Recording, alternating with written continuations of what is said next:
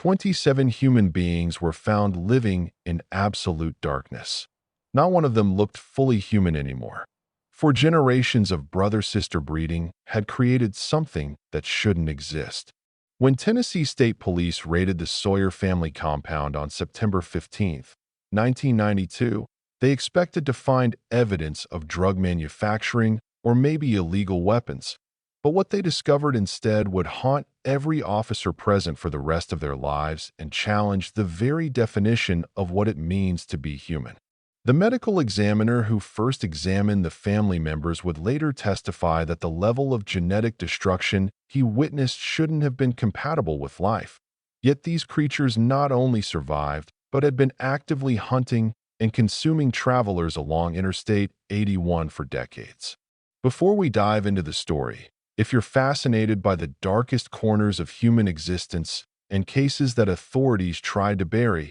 click the like button and subscribe to the channel so you won't miss tomorrow's investigation into horrors that have been hidden from public knowledge. Drop a comment telling us where you're watching from and what time it is there. Our community of truth seekers spans every corner of the globe, united in uncovering these buried nightmares. Now let's continue with the story. The initial police report described entering a compound that smelled of decay and copper, where human bones were stacked like firewood, and the walls were covered in what investigators first thought were hunting trophies until they realized they were looking at human scalps and preserved faces. But nothing prepared them for the basement, where they heard sounds that veteran officer James Morrison described as wrong, like animals trying to speak,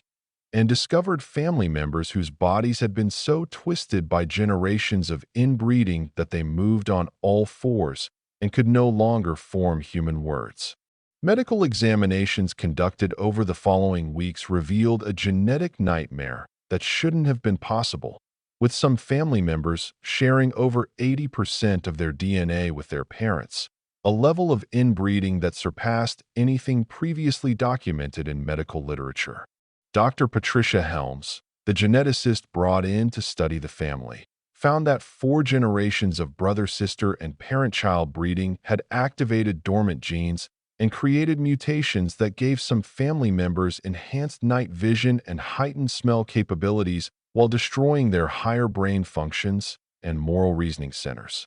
The connection to missing persons cases came when investigators found a barn containing personal belongings, wallets, jewelry, clothing, from 67 people who had vanished along the interstate corridor between 1971 and 1992, each item carefully cataloged with dates and descriptions of the victims. The family's matriarch, 73-year-old Eulalie Sawyer, whose own DNA showed she was both sister and wife to her deceased husband, had kept detailed records of their victims, rating them by taste and describing which ones had strengthened the blood of her malformed children. What made this discovery even more horrifying was the realization that the most genetically damaged family members, those who could no longer walk upright or speak, had been specifically used as hunters, their animal-like behavior and complete absence of human empathy, making them perfect predators who felt no remorse as they tracked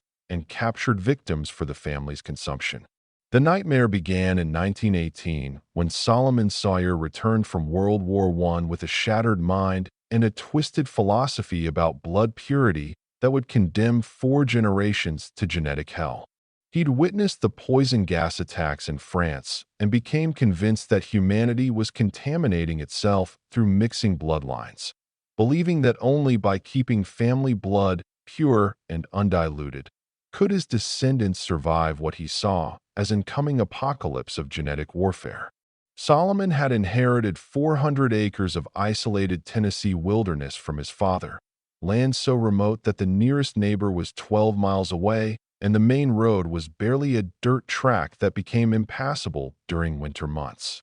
He married his first cousin, Martha, in 1919, which raised eyebrows but wasn't illegal at the time, and they had 6 children together between 1920 and 1928, 3 boys and 3 girls who would become the foundation of a genetic catastrophe. When Martha died during childbirth in 1928, Solomon's grief and isolation pushed him over the edge into complete madness, and he began preaching to his children that they were the last pure humans on earth, and that mixing their blood with outsiders would destroy their divine genetics. He started conducting what he called binding ceremonies, where he forced his children to swear blood oaths to keep the family line pure, making them drink each other's blood mixed with moonshine while reciting vows he'd written about genetic superiority and family loyalty. By 1935, Solomon had taken his eldest daughter, Ruth,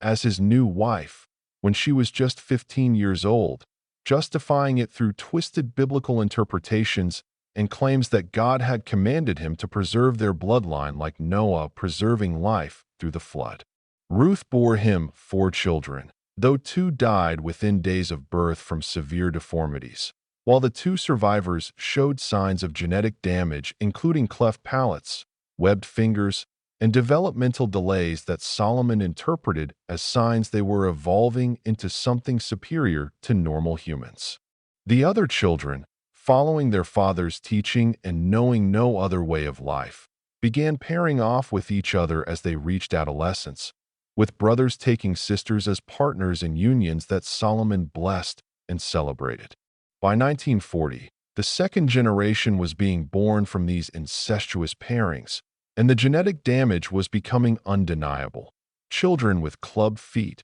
facial deformities, missing fingers, and severe cognitive impairment. Yet Solomon insisted these were marks of their specialness and proof that they were transforming into God's chosen survivors. What the family didn't understand was that their isolation and inbreeding was destroying the very genetic diversity that makes humans resilient and healthy, with harmful recessive genes that would normally be diluted by outside genetics instead being reinforced and amplified with each generation. The children born from these unions had IQs that dropped precipitously from their grandparents' normal range to levels indicating severe intellectual disability, yet they developed other traits: enhanced physical strength, reduced pain sensitivity, and a pack-like loyalty to the family group that would later make them formidable predators. Solomon died in 1941, but not before establishing the foundations of a dynasty built on genetic destruction and absolute isolation,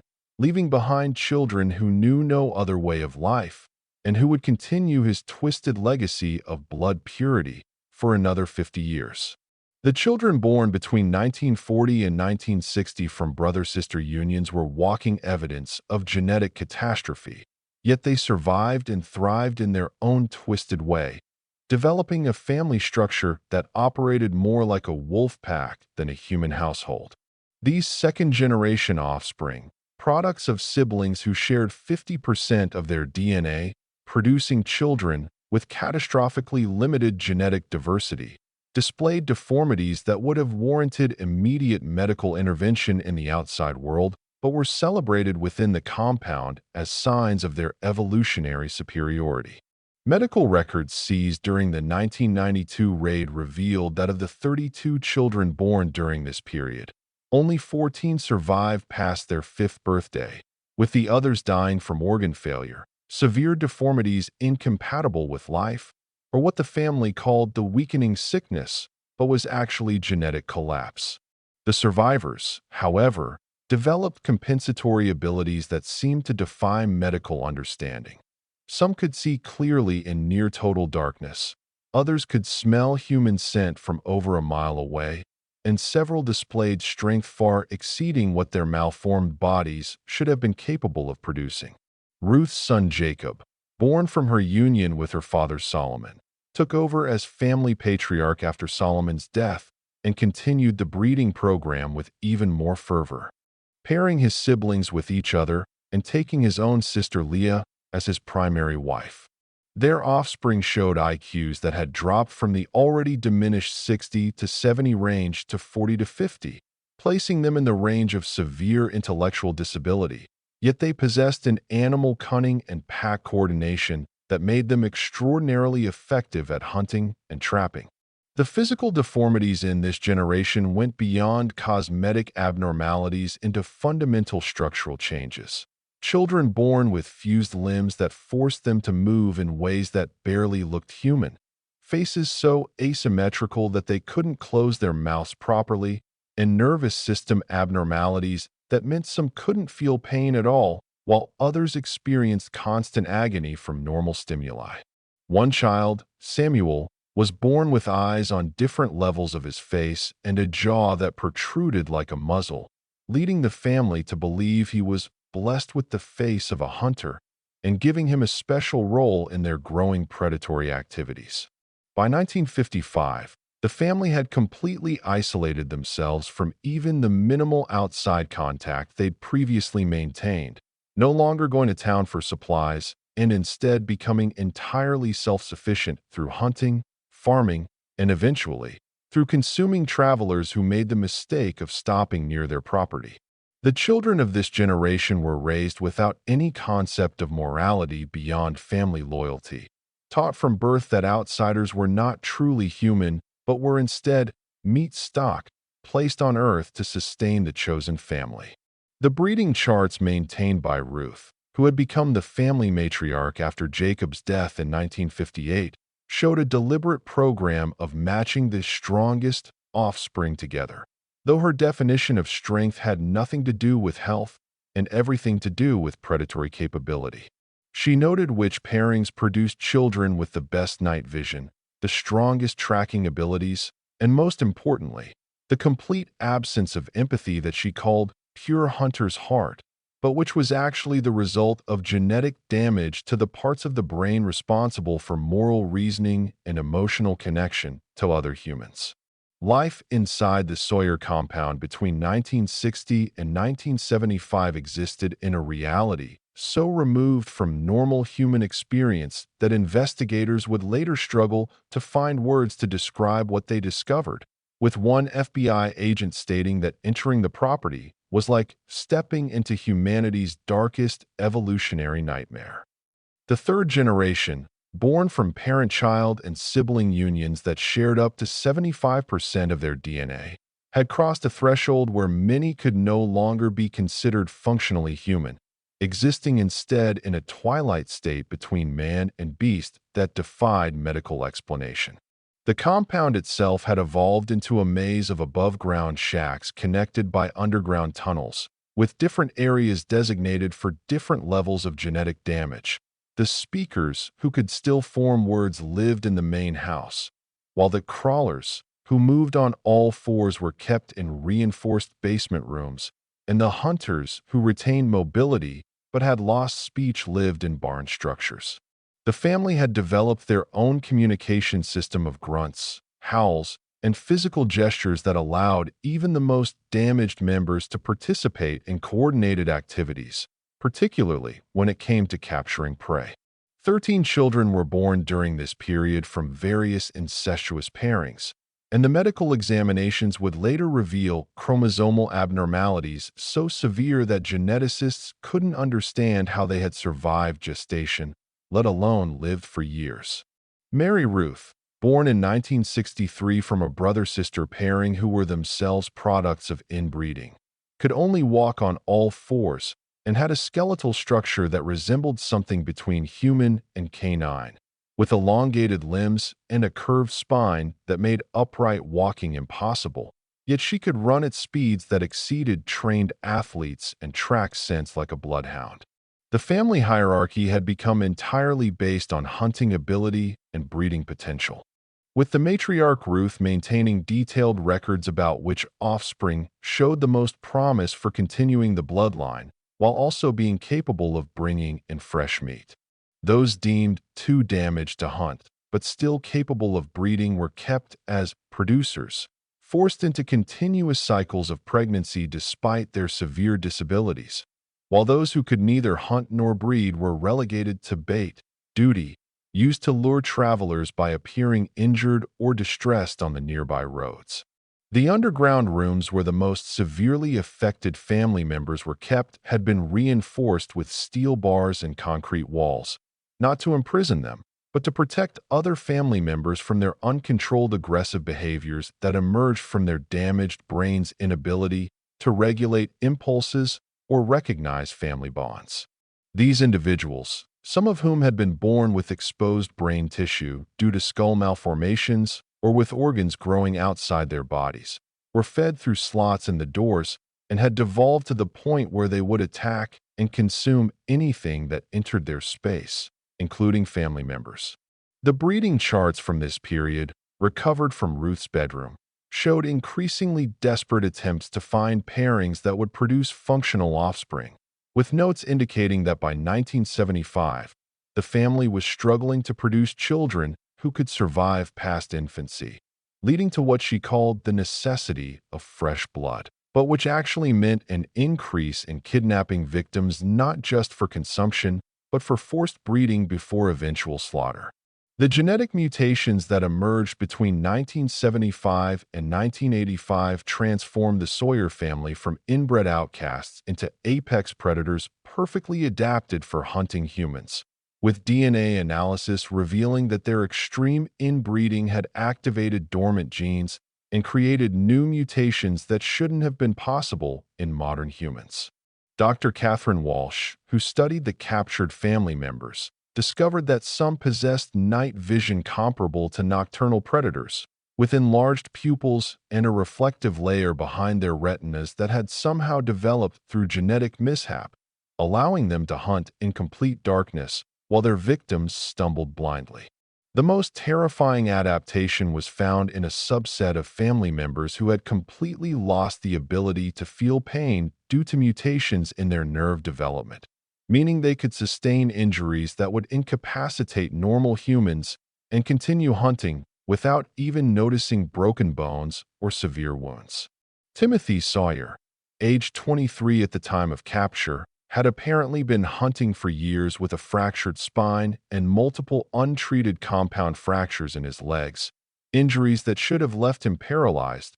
but which he seemed entirely unaware of until X-rays revealed the extensive damage. Even more disturbing was the development of enhanced olfactory capabilities in several family members whose brain deformities had paradoxically enlarged their olfactory bulbs while destroying their higher reasoning centers, giving them the ability to track human scent over distances of several miles. These individuals, who investigators dubbed the bloodhounds, could distinguish between different humans by scent alone and had been trained from birth to associate certain smells, fear sweat, perfume, cigarette smoke, with successful hunts, making them living tracking machines with an insatiable drive to pursue human prey. The family had learned to weaponize these mutations strategically, using members with different abilities for different aspects of their hunting operations. The night vision hunters would scout in darkness, the bloodhounds would track escaped victims through the wilderness,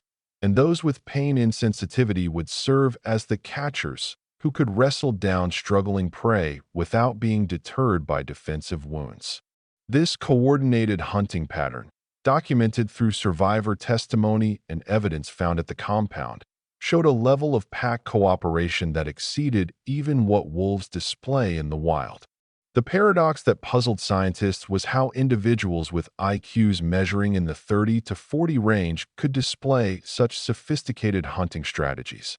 until brain scans revealed that while the neocortex responsible for human reasoning was severely damaged, the primitive brain regions controlling predatory behavior were actually enlarged and hyperactive. These family members existed in a constant state of hunting arousal, with hormone levels showing perpetual elevation of adrenaline and testosterone that would have killed normal humans, but which their mutated bodies had adapted to process. Most disturbing of all was the discovery that the youngest generation, those born after 1980, showed even more extreme mutations, including children born with functional tails, body hair covering their entire skin surface, and skull formations that resembled early hominids more than modern humans. These individuals had essentially devolved through inbreeding to a pre-human state, while simultaneously developing enhanced predatory abilities, creating creatures that one investigator described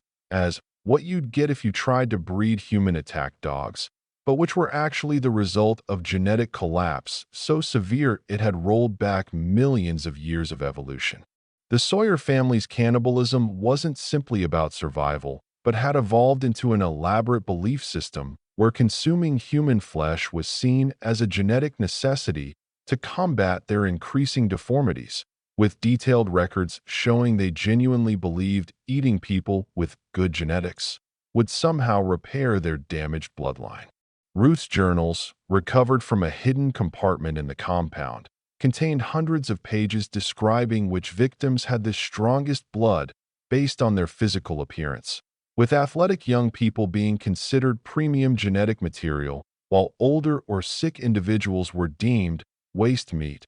only suitable for feeding the most damaged family members. The selection process for victims had become ritualized over the decades, with the family developing a scoring system that rated potential prey based on physical fitness, apparent intelligence, and even smell, believing that certain scents indicated superior genetics that would benefit the family when consumed. They kept detailed records of each victim's physical characteristics before consumption and then monitored family members for improvements after eating specific individuals, creating a pseudoscientific database of which types of people provided the best genetic benefits despite the biological impossibility of gaining DNA through digestion. The actual consumption had evolved into ceremonial gatherings where different parts of victims were allocated based on family hierarchy and specific genetic needs. Brain tissue was reserved for children showing developmental delays.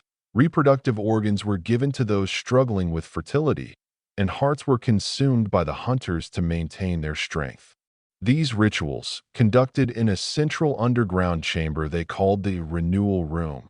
included chanting in their corrupted language and the mixing of victims' blood with moonshine that all family members would drink while the matriarch read from Solomon's original writings about blood purity. Children were initiated into cannibalism from birth, with human flesh being mixed into their food before they could even walk, ensuring they developed a taste for it before they understood what they were eating, and by age 5 or 6, they were required to participate in their first harvest, where they would help process a victim. The family had developed specialized tools and techniques passed down through generations, including methods for keeping victims alive longer to ensure freshness and ways to prepare the meat that supposedly maximized its genetic benefits, though in reality, it was simply perpetuating their cycle of degradation. Medical analysis of the captured family members revealed severe protein deficiencies despite their meat consumption,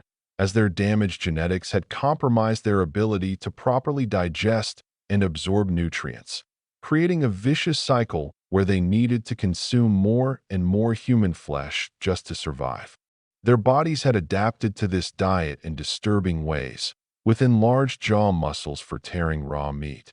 stomach acid concentrated enough to break down bones, and intestinal changes that allowed them to process human tissue more efficiently than normal food, making them biologically dependent on cannibalism. The most disturbing discovery was a nursery area where the family had been attempting to raise captured children alongside their own offspring, feeding them the same diet and subjecting them to the same isolation in hopes of creating pure converts who could provide fresh genetic material to the family line. These children, 3 of whom were recovered alive during the raid, showed signs of severe psychological trauma and had begun displaying predatory behaviors despite having no genetic relationship to the Sawyers, proving that the horror was both nature and nurture. By 1985, the 4th generation of Sawyers represented the absolute limit of human genetic destruction, with children being born who challenged the very definition of Homo sapiens and existed in a state that geneticists would later describe as incompatible with any known form of human life.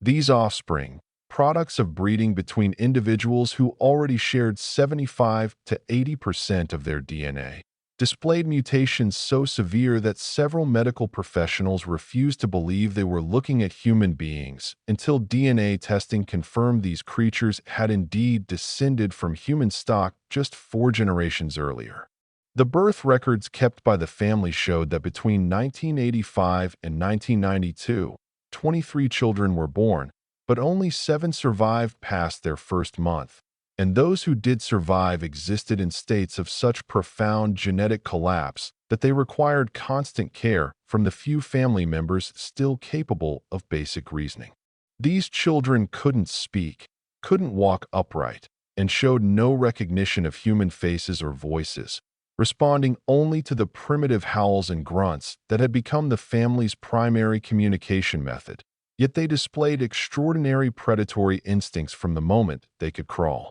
Joshua Mark, born in 1987 from a union between siblings who were themselves products of parent-child inbreeding, represented the extreme edge of human genetic possibility, with X-rays revealing a skeleton that had more in common with early hominids than modern humans. Elongated arms that reached his ankles, a protruding jaw filled with enlarged canine teeth, and a skull shape that accommodated a brain 40% smaller than normal. Despite these deformities, or perhaps because of them, he could run on all fours faster than most humans could sprint and possessed senses so acute that he could track prey in complete darkness using sound and smell alone. The family's breeding logs from this period showed increasing desperation as even the most successful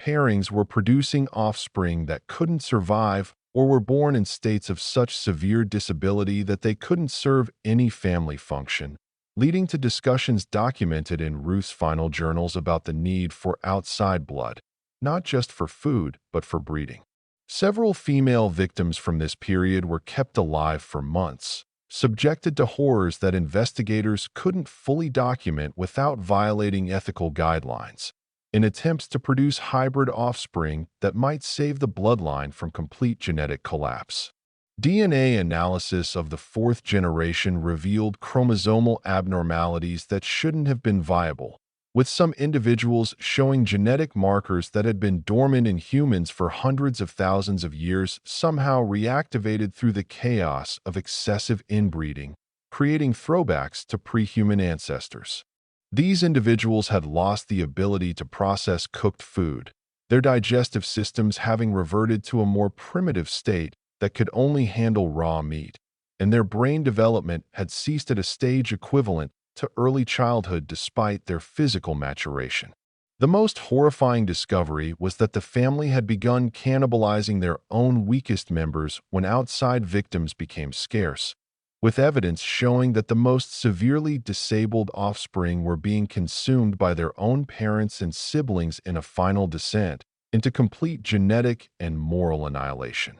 The 4th generation represented not just the end of the Sawyer bloodline, but a warning about the absolute limits of human genetic degradation, with scientists studying their DNA to understand how such extreme mutations could occur and what they revealed about the hidden vulnerabilities in human genetics. Linda Patterson was driving from Nashville to Virginia Beach to start a new life after a difficult divorce when her Honda Civic broke down on a remote stretch of Interstate 81 just after midnight on August 14, 1992, placing her directly in the hunting grounds of creatures that had been perfecting their capture techniques for over 50 years. Within minutes of her hood going up, she saw shapes moving in the darkness beyond her headlights, and what she initially thought were Good Samaritans approaching to help turned out to be 3 members of the Sawyer family whose deformities were hidden by the night until they were close enough that escape was impossible. The first thing Linda noticed was the smell, a mixture of rotting meat, unwashed bodies, and something else she couldn't identify but which made her primitive brain scream danger. And then she saw their faces in her car's interior light and understood she was looking at something that wasn't entirely human. The one who grabbed her had a face that seemed melted and reformed, with eyes at different heights and a mouth that couldn't fully close over teeth that jutted out at angles, while another moved in a crouch that suggested his spine was bent in ways that shouldn't allow movement. yet he scuttled faster than she could run. They dragged her through woods for what felt like hours, but was probably only 30 minutes, communicating in grunts and howls that seemed to have meaning, until they reached a compound that looked like something from humanity's darkest age. Buildings cobbled together from scavenged materials, bones scattered in the yard, and sounds coming from underground that she would later describe as suffering trying to speak. She was thrown into a basement cell that already contained two other victims, a young couple from Ohio who had been captured 3 days earlier and who warned her in whispers that the family was waiting for something, though they didn't know what. Over the next 5 days, Linda witnessed horrors that would require years of therapy to even begin processing, including the processing of another victim in an adjacent room where she could hear everything through the thin walls. The screaming that turned to gurgling, the sound of saws through bone, and worst of all, the excited chatter of children who had been brought to watch and learn. The family member who brought them food was a woman so deformed that Linda couldn't determine her age, with patches of hair growing in random spots on her face and hands that had too many fingers, yet she seemed to be one of the more functional members and spoke a few words of corrupted English. The opportunity for escape came when two family members got into a violent fight over breeding rights, with Linda realizing through their grunts and gestures that they were arguing about which of them would get to impregnate her first, a dispute that escalated into a full brawl that drew most of the compound's attention. The creature guarding her cell had webbed fingers that couldn't properly work the lock mechanism, and in his excitement to join the fight, he failed to secure it completely, allowing Linda to slip out while the family was distracted by what had become a bloody combat between two males displaying strength that seemed impossible for their twisted bodies. Linda's 30-hour journey through the Tennessee wilderness while being hunted by creatures with enhanced senses and inhuman endurance became a testament to human will to survive, as she used every trick she could think of to mask her scent and trail, including covering herself in mud and animal droppings and doubling back repeatedly to confuse her pursuers who howled to each other through the night forest. When the Joint Task Force of FBI, ATF, and Tennessee State Police entered the Sawyer compound at dawn on September 15, 1992, they thought they were prepared for anything based on Linda Patterson's testimony. But what they found exceeded their worst expectations and challenged their understanding of what humans could become through genetic destruction. The first wave of officers literally froze when they encountered family members in the yard who moved on all fours with a spider-like gait, their elongated limbs and twisted spines allowing them to scuttle at speeds that defied their deformed appearance, while making sounds that veteran officers described as screaming without being human. The SWAT team leader, Captain Robert Hayes, would later testify that his 23 years of law enforcement hadn't prepared him for the moment when he looked into the eyes of a Sawyer family member and saw no recognition of him as a fellow human being, just the cold assessment of a predator evaluating prey. The tactical advantage the officers thought they had with their equipment and training evaporated when they realized they were dealing with beings who felt no pain, feared no consequences, and operated on instincts so primitive that standard compliance techniques were useless. The genetic testing that followed revealed impossibilities that forced scientists to reconsider what they knew about human DNA, with some family members showing chromosomal damage so severe that computers couldn't properly map their genome, requiring manual analysis that took months to complete. Dr. Patricia Helms, the lead geneticist, discovered that several family members had DNA more similar to each other than identical twins, with some offspring sharing 87% of their genetic material with their parents, a level of inbreeding that created what she termed genetic photocopies, where harmful mutations were amplified to extraordinary degrees. The youngest family members, those born within the last 5 years, existed in what could only be described as a pre-human state, with brain scans showing development that had stopped at the reptilian stage, leaving them with only the most primitive functions of hunting, feeding, and reproducing. These individuals, kept in reinforced underground chambers, had to be tranquilized with doses meant for large animals before they could be safely removed, and even sedated. They continued making hunting movements and biting gestures that suggested their predatory drive operated below conscious thought. The compound's breeding laboratory, hidden behind a false wall in the main house, contained detailed genetic charts going back 74 years, showing the family's attempts to track and control their breeding program with a sophistication that contrasted sharply with their devolved state. Ruth Sawyer, the 76-year-old matriarch whose own DNA showed she was simultaneously daughter, sister, wife, and mother to various family members, had maintained these records with an obsessive detail that included physical measurements, behavioral notes, and breeding success rates that read like livestock management documents but described human beings. The discovery that shocked even hardened investigators was the nursery, where 3 non-Sawyer children were being raised alongside the family's offspring, fed the same diet of human flesh and subjected to the same isolation, with the oldest showing signs of psychological changes that suggested he was beginning to adopt the family's predatory behaviors despite having no genetic relationship to them. The medical team's examination revealed that 27 family members spanning 4 generations had been living in the compound, though determining exact relationships proved impossible, as traditional family terms couldn't describe unions where the same person might be father, grandfather, and uncle to a single offspring. The scientific community's attempt to understand how the Sawyer family survived 4 generations of catastrophic inbreeding has revealed disturbing truths about human genetics that challenge our understanding of evolution and the limits of biological viability. Dr. Marcus Steinberg, who led the international team studying the family's DNA, concluded that their survival represented a perfect storm of genetic disasters that somehow created functional predators, with mutations that should have been lethal instead producing enhanced hunting abilities through the complete destruction of higher brain functions.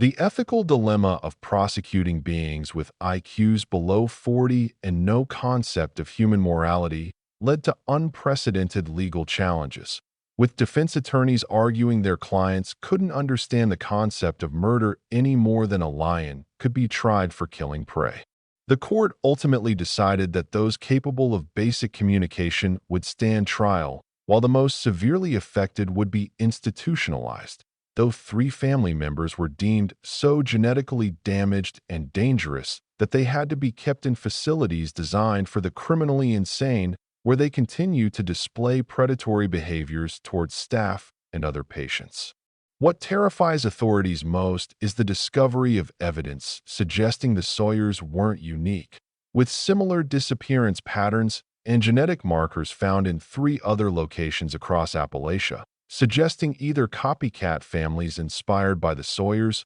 or the horrifying possibility of a broader network of inbred cannibal clans.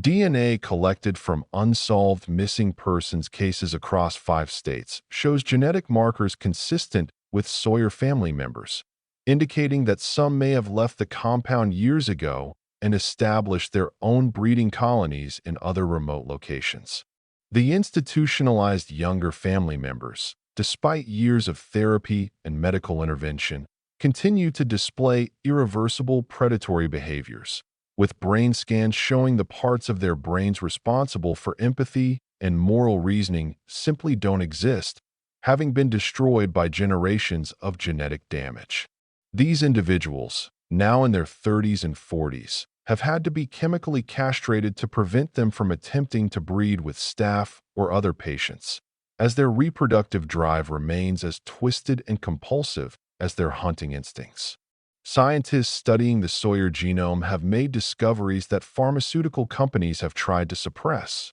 finding that certain genetic mutations that cause their enhanced senses and pain immunity could theoretically be isolated and replicated, raising ethical concerns about military applications. The Department of Defense briefly showed interest in understanding how the family's mutations allowed them to function with injuries that would kill normal humans, before public outcry shut down the research program. though rumors persist of black site facilities continuing the work. The most chilling revelation came in 2019 when advanced DNA analysis of crime scenes across the country found genetic material consistent with fifth-generation Sawyer offspring, suggesting that some family members not only escaped the 1992 raid but have successfully bred with outsiders, creating hybrid offspring who carry the genetic markers for enhanced predatory abilities while appearing normal enough to integrate into society.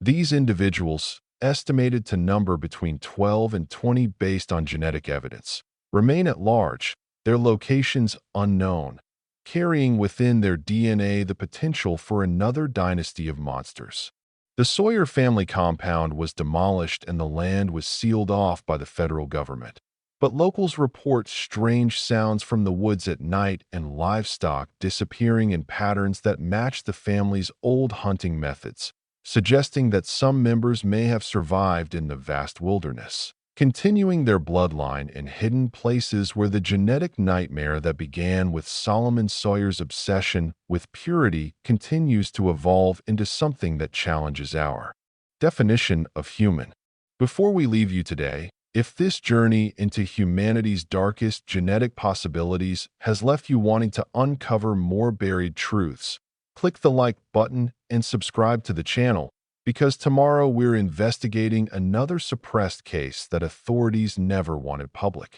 Your support helps us continue exposing these hidden horrors that shape our understanding of what humans are capable of becoming when isolation and obsession override nature's safeguards.